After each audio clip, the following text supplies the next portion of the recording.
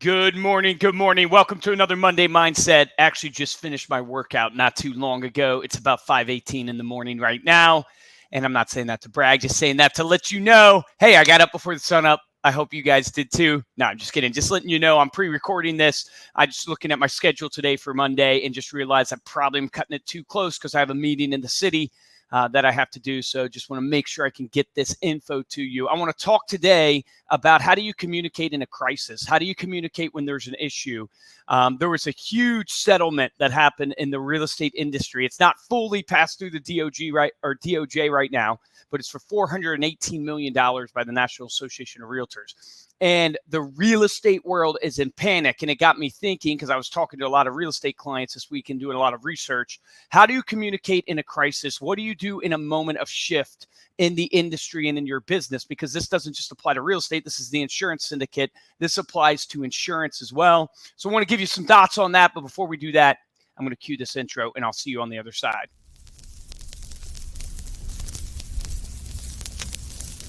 There are no bad businesses. There are just those people who don't know enough to see the opportunities in the work they're in. If there seems to be no future or opportunity in it, it isn't always because it's not there, but perhaps only because we can't see it.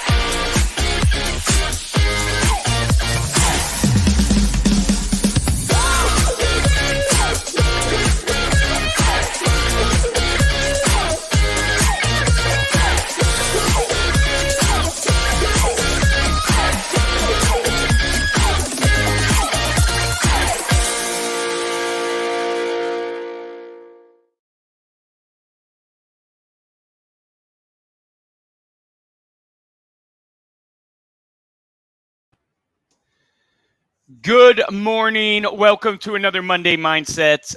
Excited to talk to you guys today because there's been a lot of shakeup in the real estate industry.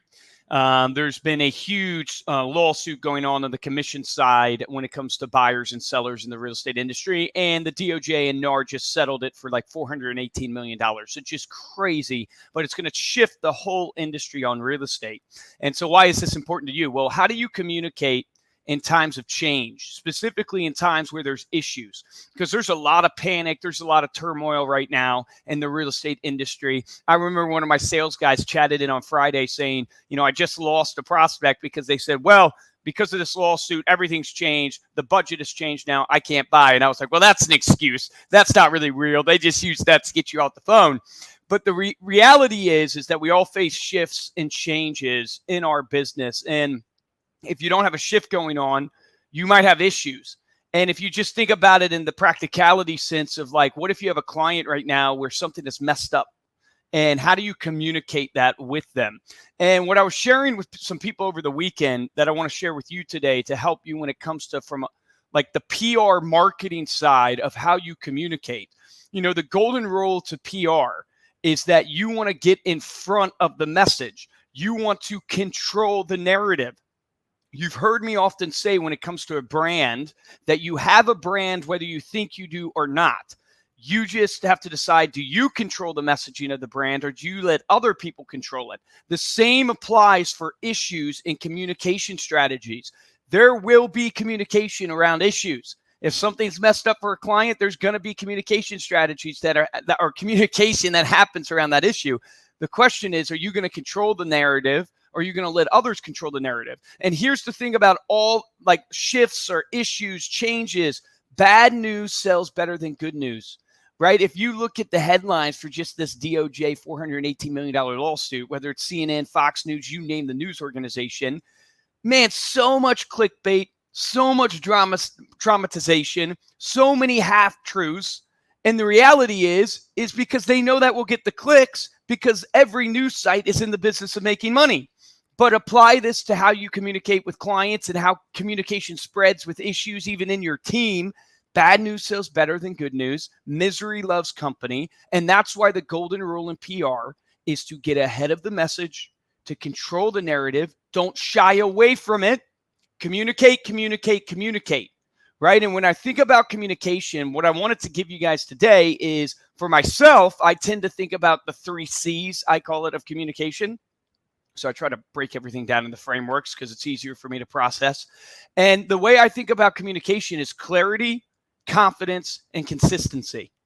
So if there's an issue happening in my business, if there's an issue happening in the industry that I work in or with a client, maybe a team member, I need to have clarity of message, confidence of delivery, and consistency, which means I need to repeat over and over and over again. Now, here's the thing. You only get clarity of message if you are prepared.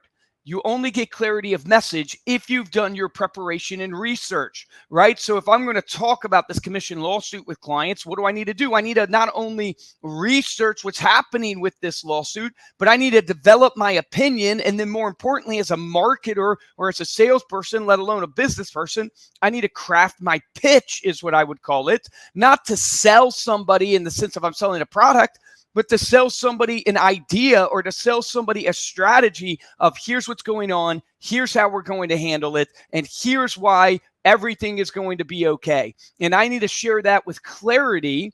Almost you could say the 4 C's, clarity and conciseness, but I need to share that with clarity because you need it to be easy to understand. And if you don't control the narrative, guess what? They create their own message and they will spread that message. And then you have to have confidence in your delivery. Well, how do you get confidence? Confidence comes through preparation, but you have this confidence because you know your stuff. I love when Grant Cardone talks about when you speak on a subject, if you have altitude on a subject matter, authority on a subject matter, meaning you know your stuff, well, guess what happens? You can speak with confidence because you know you're not just pulling things out of thin air. You know what you're talking about. You can speak with confidence. So if you have an issue going on in your business and you know how to handle it, you need to get out in front of that message with clarity, and you need to deliver that message that you have with confidence. And then here's the key. You got to be consistent in repeating it over and over and over again. If you think if you can share a message one time to a prospect or to a client, to an employee, and that they got it, my history has taught me that's not true. And that's not based because of their intelligence. That's just the human brain. It takes us so much or so many times to hear something or see something for it to resonate. There's this rule in marketing called the rule of 7, actually. So it comes to like branding. And what it states is that somebody has to see your brand 7 times for your brand even to become memorable. So apply that to messaging.